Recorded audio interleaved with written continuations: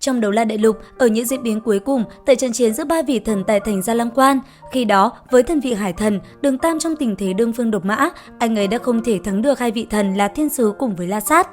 Cũng bởi vậy, với sự thù hận trong lòng, Bỉ Bỉ Đông nhân cơ hội đó đã lao tới truy sát Đường Tam, mặc cho Đường Hạo cùng Cốt Đấu La và Kiếm Đấu La lấy thân mình ra để ngăn cản.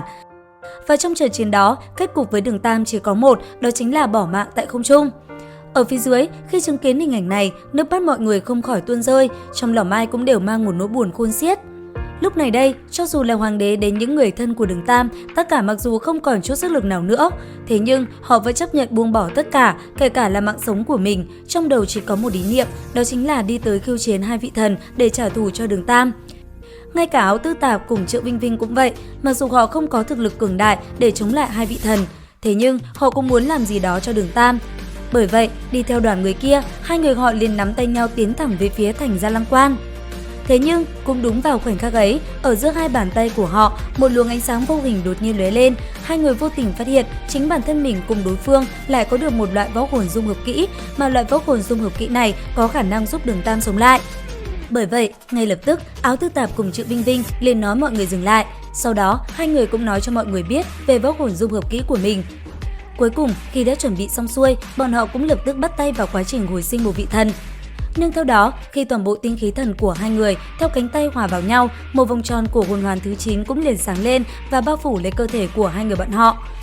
Lúc này, ở bên ngoài, tất cả mọi người đã không nhìn thấy gì nữa.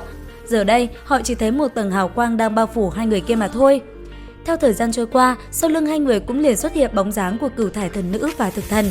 Hai người như hòa quyện vào nhau và hợp lại làm một trong luồng ánh sáng chói lóa đó. Cuối cùng, trên tay bọn họ, một quả cầu năng lượng mạnh mẽ cũng liền dung nhập vào cơ thể của Đường Tam.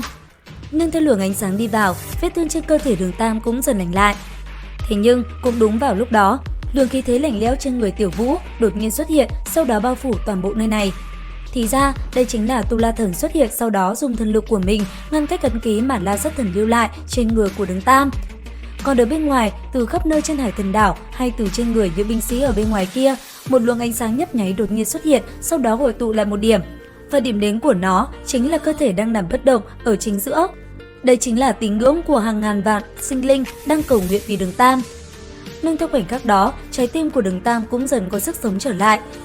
Sau đó, thời khắc ngắn ngủi trôi qua, thân hồn của Đường Tam bước ra từ cánh cửa màu lam cũng liền dung nhập vào bên trong cơ thể của anh ấy. Một luồng ánh sáng lóe lên, sau đó Đường Tam liền tỉnh táo trở lại và cứ như thế, một vị thần được hồi sinh trở lại. Để rồi, sau 3 ngày, vào lúc Bỉ Bỉ Đông cùng Thiên Nhật Tuyết định cùng nhau leo lên truy quét Thiên Đấu Đế Quốc, thì đột nhiên Đường Tam lại xuất hiện.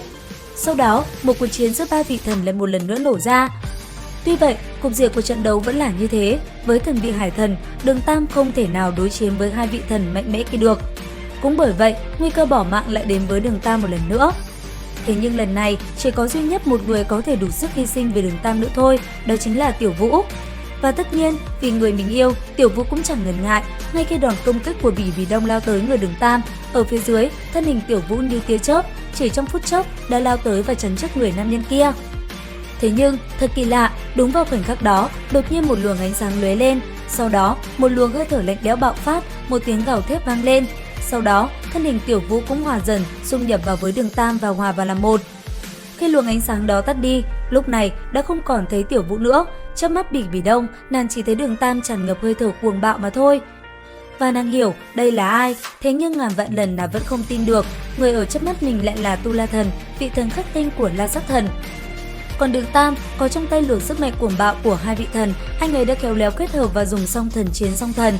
Để rồi cuối cùng, trong khoảnh khắc Thiên Nhật Tuyết tự phá vỡ thần vị để công kích mình, Đường Tam đã khéo léo tránh né một đòn tuyệt sát đó. Sau đó, cầm Tu La Ma Kiếm, anh ấy liền lao theo lấy mạng nữ nhân kia. Tuy nhiên, đúng vào khoảnh khắc Tu La Ma Kiếm đâm tới, thì đột nhiên Bỉ Bỉ Đông lại lao tới và đỡ cho con gái mình một kiếm đó. Cũng bởi vậy, nàng đã phải bỏ mạng dưới ma kiếm của Tu La Thần.